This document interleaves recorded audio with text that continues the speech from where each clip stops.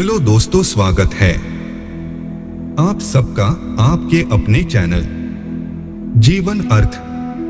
और आज की वीडियो का विषय है श्रीमद् भगवद गीता 10वां अध्याय विभूति योग और 10वें अध्याय का महात्म्य। और प्लीज आप वीडियो को लाइक, शेयर और चैनल को सब्सक्राइब जरूर करें ताकि हम आपके लिए नई नई ज्ञान की अनमोल सुविचार वाली वीडियो बनाते रहे। धन्यवाद। 10वां अध्याय विभूति योग। 7 से लेकर 9वें अध्याय तक विज्ञान सहित ज्ञान का जो वर्णन किया है वह बहुत गंभीर होने से फिर से उस विषय को स्पष्ट रूप से समझाने के लिए इस अध्याय का अब आरंभ करते हैं। यहाँ पर पहले श्लोक में भगवान पूर्वोक्त विषय का फिर से वर्णन करने की प्रतिज्ञा करते हैं। अथ 10मोऽध्यायः। श्री भगवान उवाच भूय एव महाबाहो श्रेणु में परम वचः यत्तेह प्रियमाणाय वक्ष्यामि हितकामया। श्री भगवान बोले, हे महाबाहो, फिर भी मेरे परम रहस्य और प्रभावयुक्त वचन को सुन, जिसे मैं तुझ अतिशय प्रेम रखने वाले के लिए हित की इच्छा से कहूंगा। न मे विद्वः सुरगणाः प्रभवन् न महर्षयः अहमादिर्हि देवानां महर्षिणां च सर्वशः। मेरी उत्पत्ति को अर्थात लीला से प्रकट होने को न देवता लोग जानते हैं और न महर्षि जन ही जानते हैं, क्योंकि मैं सब प्रकार से देवताओं का और महर्षियों का भी आदिकरण हूं। यो माम जमनादिं च वेत्ति लोक महेश्वरम असम्मूढ़ः समर्त्येषु सर्वपापैः प्रमुच्यते। जो मुझको अजन्मा अर्थात वास्तव में जन्मरहित, अनादि और लोकों का महान ईश्वर तत्व से जानता है, वह मनुष्य में ज्ञानवान पुरुष संपूर्ण पापों से मुक्त हो जाता है। बुद्धिर्ज्ञानम सम्मोह क्षमा सत्यं दमः शमः सुखं दुःखं भवो भावो भयं चाभयमेव च अहिंसा समता तुष्टिस्तपो दान यशो यशः भवन्ति भावा भूतानां मत्त एव पृथग्विधा है। निश्चय करने की शक्ति, यथार्थ ज्ञान, असम्मूढ़ता, क्षमा, सत्य, इंद्रियों का वश में करना, मन का निग्रह तथा सुख दुख, उत्पत्ति प्रलय और भय भय तथा अहिंसा, समता, संतोष, तप, दान, कीर्ति और अपकीर्ति, ऐसे ये प्राणियों के नाना प्रकार के भाव मुझसे ही होते हैं। महर्षयः सप्त पूर्वे चत्वारो मनवस्तथा मद्भावा मानसा जाता येषां लोक इमाः प्रजाः। 7 महर्षि जन, 4 उनसे भी पूर्व में होने वाले सनकादि तथा स्वयंभुव आदि 14 मनु, ये मुझ में भाव वाले सब के सब मेरे संकल्प से उत्पन्न हुए हैं, जिनकी संसार में यह संपूर्ण प्रजा है। एता विभूति योगं च मम यो वेत्ति तत्वतः सोविकंपेन योगेन युज्यते नात्र संशयः। जो पुरुष मेरी इस परमेश्वर्य रूप विभूति को और योग शक्ति को तत्व से जानता है, वह निश्चल भक्ति योग से युक्त हो जाता है, इसमें कुछ भी संशय नहीं है। सर्वस्य प्रभो मत्तः सर्वं प्रवर्तते इति मत्वा भजन्ते मां बुधा भाव समन्विता है। मैं वासुदेव ही संपूर्ण जगत की उत्पत्ति का कारण हूँ और मुझसे ही सब जगत चेष्टा करता है। इस प्रकार समझकर श्रद्धा और भक्ति से युक्त बुद्धिमान भक्तजन मुझ परमेश्वर को ही निरंतर भजते हैं। मच्चित्ता मद्गत प्राणा बोध्यन्तः परस्परम कथयन्तश्च मां नित्यं तुष्यन्ति च रमन्ति च। निरंतर मुझ में मन लगाने वाले और मुझ में ही प्राणों को अर्पण करने वाले भक्तजन मेरी भक्ति की चर्चा के द्वारा आपस में मेरे प्रभाव को जानते हुए तथा गुण और प्रभाव सहित मेरा कथन करते हुए ही निरंतर संतुष्ट होते हैं और मुझ वासुदेव में ही निरंतर रमण करते हैं। तेषां सततयुक्तानां भजता प्रीतिपूर्वकम् ददामि बुद्धियोगं तं येन मामुपयान्ति ते। उन निरंतर मेरे ध्यान आदि में लगे हुए और प्रेम पूर्वक भजने वाले भक्तों को मैं वह तत्व ज्ञान रूप योग देता हूँ, जिससे वे मुझको ही प्राप्त होते हैं। तेषामेवानुकंपार्थम हम ज्ञानजन तमः नाश्याम्यात्म भावस्थो ज्ञानदीपेन भास्वता। हे अर्जुन, उनके ऊपर अनुग्रह करने के लिए उनके अंतःकरण में स्थित हुआ मैं स्वयं ही उनके अज्ञान जनित अंधकार को प्रकाशमय तत्वज्ञान रूप दीपक के द्वारा नष्ट कर देता हूं। अर्जुन उवाच परम ब्रह्मा परम धाम पवित्रम परम भवान। जीवन अर्थ पुरुषं शाश्वतं दिव्यमादिदेवमजं विभुम् आहुस्त्वाम ऋषयः सर्वे देवर्षिर्नारदस्तथा असितो देवलो व्यासा स्वयं चैव ब्रवीषि में।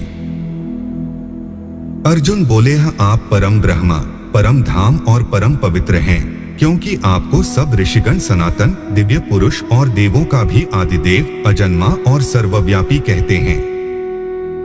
वैसे ही देवर्षि नारद तथा असित और देवल ऋषि तथा महर्षि व्यास भी कहते हैं और आप भी मेरे प्रति कहते हैं। सर्वमेत धृतम मन्ये यन्मा वत्सी केशव न ही ते भगवन व्यक्ति विदुर्देवा न दानवाह। हे केशव, जो कुछ भी मेरे प्रति आप कहते हैं इस सब को मैं सत्य मानता हूं। हे भगवान, आपके लीलामय स्वरूप को न तो दानव जानते हैं और न देवता ही। स्वयमेवात्मनात्मान वेत्थ त्वं पुरुषोत्तम भूत भावन भूतेश देवदेव जगतपते। हे भूतों को उत्पन्न करने वाले, हे भूतों के ईश्वर, हे देवों के देव, हे जगत के स्वामी, हे पुरुषोत्तम, आप स्वयं ही अपने से अपने को जानते हैं। वक्तुमर्हस्य शेषेण दिव्या यात्म विभूतयः याभिर्विभूतिभिर्लोकानिमास्त्वं व्याप्य तिष्ठसि। इसलिए आप ही उन अपनी दिव्य विभूतियों को संपूर्णता से कहने में समर्थ हैं, जिन विभूतियों के द्वारा आप इन सब लोके को व्याप्त करके स्थित हैं। कथं विद्यामः योगिनस्त्वा सदा परिचिन्तयन् केषु केषु च भावेषु चिन्त्योऽसि भगवन्मया। हे योगेश्वर, मैं किस प्रकार निरंतर चिंतन करता हुआ आपको जानूं, और हे भगवान, आप किन किन भावों से मेरे द्वारा चिंतन करने योग्य हैं। विस्तीर्णात्मनो योगं विभूति च जनार्दन भूयः कथय तृप्तिर्हि शृण्वतो नास्ति मेमृतम्। हे जनार्दन, अपनी योग शक्ति को और विभूति को फिर भी विस्तार पूर्वक कहिए, क्योंकि आपके अमृतमय वचनों को सुनते हुए मेरी तृप्ति नहीं होती, अर्थात सुनने की उत्कंठा बनी ही रहती है। श्री भगवानुवाच अन्ते कथयिष्यामि दिव्या ह्यात्म विभूतयः प्राधान्यतः कुरु श्रेष्ठ नास्त्यन्तो विस्तरस्य में। श्री भगवान बोले हे कुरुश्रेष्ठ, अब मैं जो मेरी विभूतियां हैं उनको तेरे लिए प्रधानता से कहूंगा, क्योंकि मेरे विस्तार का अंत नहीं है। अहमात्मा गुडाकेश सर्वभूताश्च स्थितः अहमादिष्ट मध्यं च भूतानामन्त एव च। हे अर्जुन, मैं सब भूतों के हृदय में स्थित सबका आत्मा हूं तथा संपूर्ण भूतों का आदि मध्य और अंत भी मैं ही हूं। आदित्यानां विष्णुर्ज्योतिषा रविरंशुमान् मरीचिर्मरुतामस्मि नक्षत्राणां शशि। मैं अदिति के 12 पुत्रों में विष्णु और ज्योतियों में किरणों वाला सूर्य हूं तथा 49 वायु देवताओं का तेज और नक्षत्रों का अधिपति चंद्रमा हूं। वेदाना सामवेदोस्मि देवानामस्मि वासवः इंद्रियाणां मनश्चास्मि भूतानामस्मि चेतना। मैं वेदों में सामवेद हूं, देवों में इंद्र हूं, इंद्रियों में मन हूं और भूत प्राणियों की चेतना अर्थात जीवन शक्ति हूं। रुद्राणा शंकरश्चास्मि वित्तेषु यक्षरक्षसां वसूना पावकश्चास्मि मेरुः शिखरिणाम् हम। मैं 11 रुद्रों में शंकर हूं और यक्ष तथा राक्षसों में धन का स्वामी कुबेर हूं। मैं 8 वसु में अग्नि हूं और शिखर वाले पर्वतों में सुमेरु पर्वत हूं। पुरोधसा च मुख्य मां विद्धि पार्थ बृहस्पति सेनानी नाम स्कंदः सरसामस्मि सागरः। पुरोहितों में मुखिया बृहस्पति मुझको जान। हे पार्थ, मैं सेनापतियों में स्कंद और जलाशयों में समुद्र हूं। महर्षिणा भृगुर्ह गिरामस्मेकमक्षरम, यज्ञाना जपयज्ञोस्मि स्थावराणा हिमालयः। मैं महर्षियों में भृगु और शब्दों में एक अक्षर अर्थात ओंकार हूं। सब प्रकार के यज्ञों में जपयज्ञ और स्थिर रहने वालों में हिमालय पर्वत हूं। अश्वत्थः सर्ववृक्षाणा देवर्षिणा च नारदः, गंधर्वाणा चित्ररथः सिद्धाना कपिलो मुनियः। मैं सब वृक्षों में पीपल का वृक्ष, देवर्षियों में नारद मुनि, गंधर्वों में चित्ररथ और सिद्धों में कपिल मुनि हूं। उच्चाय श्रवस्मश्वाना विद्धि माममृतोद्भवम्, ऐरावतं गजेंद्राणा नराणा च नराधिपम। घोड़ों में अमृत के साथ उत्पन्न होने वाला उच्चैःश्रवा नामक घोड़ा, श्रेष्ठ हाथियों में ऐरावत नामक हाथी और मनुष्यों में राजा मुझको जान। आयुधानाम वज्र धेनु नामस्मि कांधुक, प्रजंश्चास्मि कंदर्पः सर्पाणास्मि वासुकीयः। मैं शस्त्रों में वज्र और गौओं में कामधेनु हूं।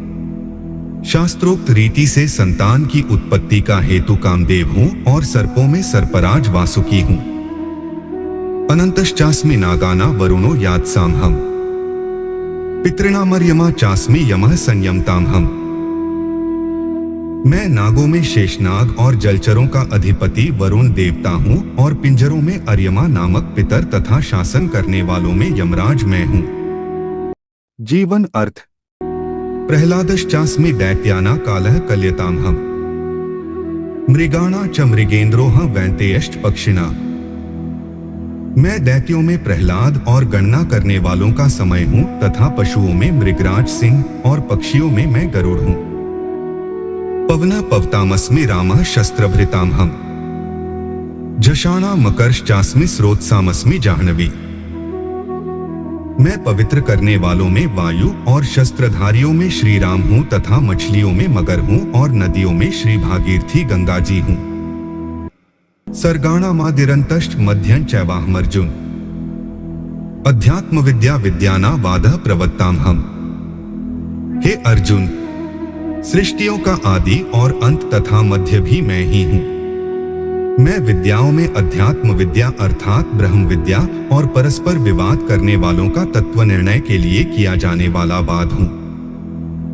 अक्षराणाम कारोस्मि द्वंद्वः सामासिकस्य च, अहमेवाक्षयः कालो धाताः विश्वतोमुखः। मैं अक्षरों में अकार हूं और समासों में द्वंद्व नामक समास हूं। अक्षय काल अर्थात काल का भी महाकाल तथा सब और मुख वाला विराट स्वरूप सबका धारण पोषण करने वाला भी मैं ही हूं। मृत्युः सर्वहर्षचाहमुद्भवश्च भविष्यता, कीर्तिः श्रीर्वाक्च नारीणा स्मृतिर्मेधा धृतिः क्षमा। मैं सबका नाश करने वाला मृत्यु और उत्पन्न होने वालों का उत्पत्ति हेतु हूं तथा स्त्रियों में कीर्ति, श्री, वाक, स्मृति, मेधा, धृति और क्षमा हूं। बृहत् साम तथा सामना गायत्री छंदसामहम्, मासाना मार्गशीर्षोहम ऋतूना कुसुमाकरा। तथा गायन करने योग्य श्रुतियों में मैं बृहत् साम और छंदों में गायत्री छंद हूं तथा महीनों में मार्गशीर्ष और ऋतुओं में बसंत मैं हूं। द्यूतः छल्यतामस्मि तेजस्तेजस्विनामहम्, जयोस्मि व्यवसायोस्मि सत्वं सत्ववतामहम्। मैं छल करने वालों में जुआ और प्रभावशाली पुरुषों का प्रभाव हूं। मैं जीतने वालों का विजय हूं, निश्चय करने वालों का निश्चय और सात्विक पुरुषों का सात्विक भाव हूं। वृष्णीना वासुदेवोस्मि पांडवाना धनंजयः, मुनीनामप्येहि व्यासः कवीनामुष्णा कवियः। वृष्णिवंशियों में वासुदेव अर्थात मैं स्वयं तेरा सखा, पांडवों में धनंजय अर्थात तू, मुनियों में वेदव्यास और कवियों में शुक्राचार्य कवि भी मैं ही हूं।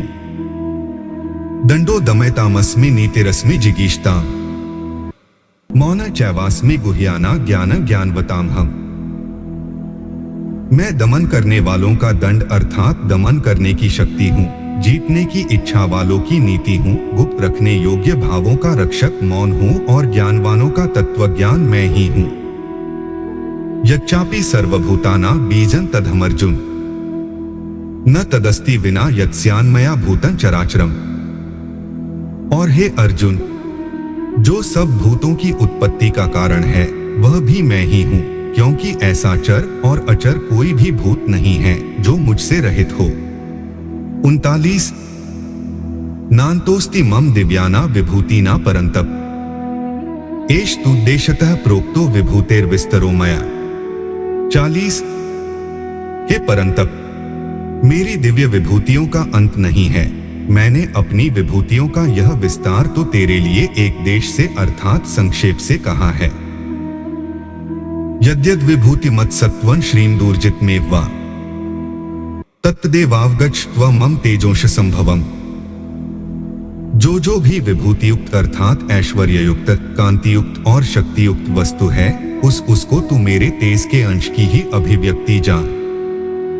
अथवा बहुनैतेन की ज्ञातेन तवार्जुन विष्टभ्याहमिदं कृत्स्न में कांशेन स्थितो जगत। अथवा हे अर्जुन, इस बहुत जानने से तेरा क्या प्रयोजन है? मैं इस संपूर्ण जगत को अपनी योग शक्ति के एक अंश मात्र से धारण करके स्थित हूं। 10वें अध्याय का महात्म्य। भगवान शिव कहते हैं, सुंदरी, अब तुम 10वें अध्याय के महात्म्य की परम पावन कथा सुनो, जो स्वर्गरूपी दुर्ग में जाने के लिए सुंदर सोपान और प्रभाव की चरम सीमा है।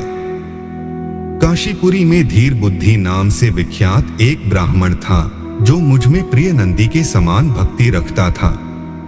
वह पावन कीर्ति के अर्जन में तत्पर रहने वाला, शांतचित्त और हिंसा, कठोरता और दुस्साहस से दूर रहने वाला था। जितेंद्रिय होने के कारण वह निवृत्ति मार्ग में स्थित रहता था। उसने वेदरूपी समुद्र का पार पा लिया था। वह संपूर्ण शास्त्रों के तात्पर्य का ज्ञाता था। उसका चित्त सदा मेरे ध्यान में संलग्न रहता था। वह मन को अंतरात्मा में लगाकर सदा आत्मतत्व का साक्षात्कार किया करता था। अतः जब वह चलने लगता, तब मैं प्रेमवश उसके पीछे दौड़ दौड़कर उसे हाथ का सहारा देता रहता था। यह देख मेरे पार्षद भृंगिरिटी ने पूछा, है भगवन, इस प्रकार भला किसने आपका दर्शन किया होगा? इस महात्मा ने कौन सा तप, होम अथवा जप किया है कि स्वयं आप ही पग पग पर इसे हाथ का सहारा देते रहते हैं? भृंगिरिटी का यह प्रश्न सुनकर मैंने इस प्रकार उत्तर देना आरंभ किया। एक समय की बात है, कैलाश पर्वत के पार्श्वभागम में पुन्नाग वन के भीतर चंद्रमा की अमृतमयी किरणों से धुली हुई भूमि में एक वेदी का आश्रय लेकर मैं बैठा हुआ था। जीवन अर्थ। मेरे बैठने के क्षण भर बाद ही सहसा बड़े जोर की आंधी उठी। वहां के वृक्षों की शाखाएं नीचे ऊपर होकर आपस में टकराने लगी। कितनी ही टहनियां टूट टूट कर बिखर गईं। पर्वत की अविचल छाया भी हिलने लगी। इसके बाद वहां महान भयंकर शब्द हुआ, जिससे पर्वत की कंदराएं प्रतिध्वनित हो उठी। तदंतर आकाश से कोई विशाल पक्षी उतरा, जिसकी कांति काले मेघ के समान थी। वह कज्जल की राशि, अंधकार के समूह अथवा पंख कटे हुए काले पर्वत सा जान पड़ता था। पैरों से पृथ्वी का सहारा लेकर उस पक्षी ने मुझे प्रणाम किया और एक सुंदर नवीन कमल मेरे चरणों में रखकर स्पष्ट वाणी में स्तुति करनी आरंभ की। पक्षी बोला, है देव, आपकी जय हो। आप चिदानंदमय सुधा के सागर तथा जगत के पालक हैं। सदा सद्भावना से युक्त और अनासक्ति की लहरों से उल्लसित हैं। आपके वैभव का कहीं अंत नहीं है। आपकी जय हो। अद्वैत वासना से परिपूर्ण बुद्धि के द्वारा आप त्रिविध मलों से रहित हैं। आप जितेंद्रिय भक्तों को अधीन अविद्यामय उपाधि से रहित, नित्य मुक्त, निराकार, निरामय, असीम, अहंकार शून्य, आवरण रहित और निर्गुण हैं। आपके भयंकर ललाट रूपी महासर्प की विषज्वाला से आपने कामदेव को भस्म किया। आपकी जय हो। आप प्रत्यक्ष आदि प्रमाणों से दूर होते हुए भी प्रामाण्य स्वरूप हैं। आपको बार बार नमस्कार है। चैतन्य के स्वामी तथा त्रिभुवन रूपधारी आपको प्रणाम है। मैं श्रेष्ठ योगियों द्वारा चुंबित आपके उन चरण कमलों की वंदना करता हूँ, जो अपार भवपाप के समुद्र से पार उतरने में अद्भुत शक्तिशाली हैं। महादेव, साक्षात बृहस्पति भी आपकी स्तुति करने की धृष्टता नहीं कर सकते। सहस्र मुखों वाले नागराज शेष में भी इतना चातुर्य नहीं है कि वे आपके गुणों का वर्णन कर सकें। फिर मेरे जैसे छोटी बुद्धि वाले पक्षी की तो बिसात ही क्या है। उस पक्षी के द्वारा किए हुए इस स्तोत्र को सुनकर मैंने उससे पूछा है, विहंगम, तुम कौन हो और कहां से आए हो? तुम्हारी आकृति तो हंस जैसी है, मगर रंग कौए का मिला है। तुम जिस प्रयोजन को लेकर यहां आए हो उसे बताओ। पक्षी बोला है, देवेश, मुझे ब्रह्मा जी का हंस जानिए। धूर्जटे, जिस कर्म से मेरे शरीर में इस समय कालिमा आ गई है उसे सुनिए। प्रभु, यद्यपि आप सर्वज्ञ हैं, आथा आपसे कोई भी बात छिपी नहीं है, तथापि यदि आप पूछते हैं तो बतलाता हूं।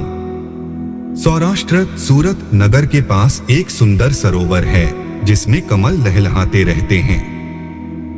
उसी में से बाल चंद्रमा के टुकड़े जैसे श्वेत मृणालों के ग्रास लेकर मैं तीव्र गति से आकाश में उड़ रहा था।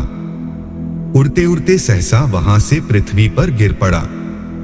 जब होश में आया और अपने गिरने का कोई कारण न देख सका तो मन ही मन सोचने लगा है, अहो, यह मुझ पर क्या पड़ा? आज मेरा पतन कैसे हो गया? पके हुए कपूर के समान मेरे श्वेत शरीर में यह कालिमा कैसे आ गई?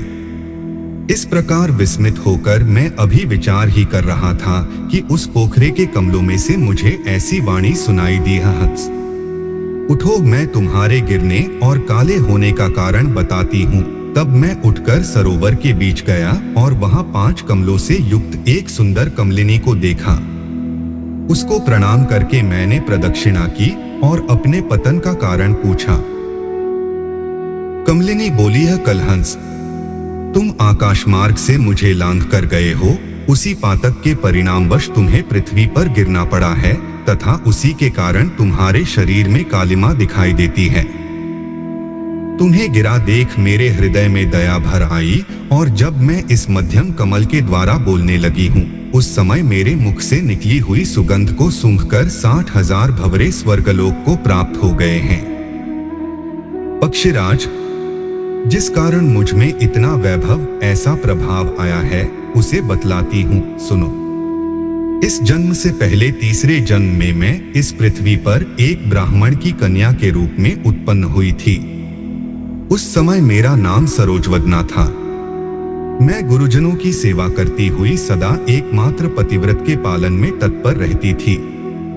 एक दिन की बात है, मैं एक मैना को पढ़ा रही थी। इससे पति सेवा में कुछ विलंब हो गया।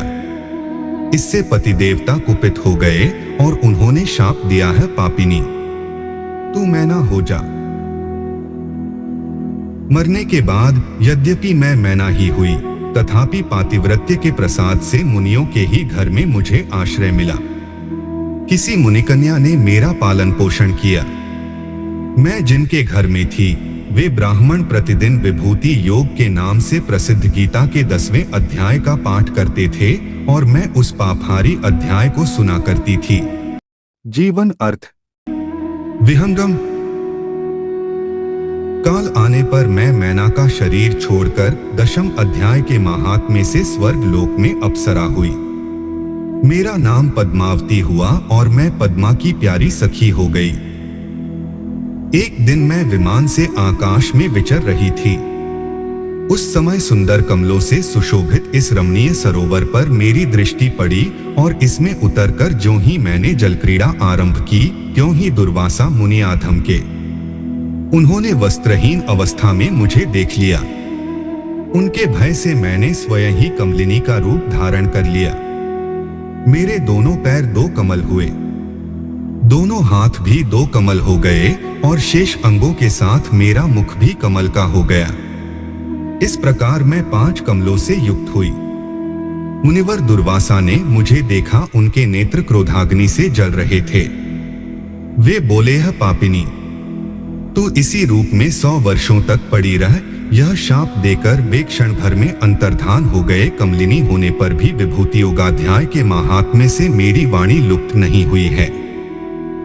मुझे लांघने मात्र के अपराध से तुम पृथ्वी पर गिरे हो। पक्षीराज, यहाँ खड़े हुए तुम्हारे सामने ही आज मेरे शाप की निवृत्ति हो रही है, क्योंकि आज 100 वर्ष पूरे हो गए। मेरे द्वारा गाए जाते हुए उस उत्तम अध्याय को तुम भी सुन लो। उसके श्रवण मात्र से तुम भी आज मुक्त हो जाओगे। यह कहकर पद्मिनी ने स्पष्ट तथा सुंदर वाणी में 10वें अध्याय का पाठ किया और वह मुक्त हो गई।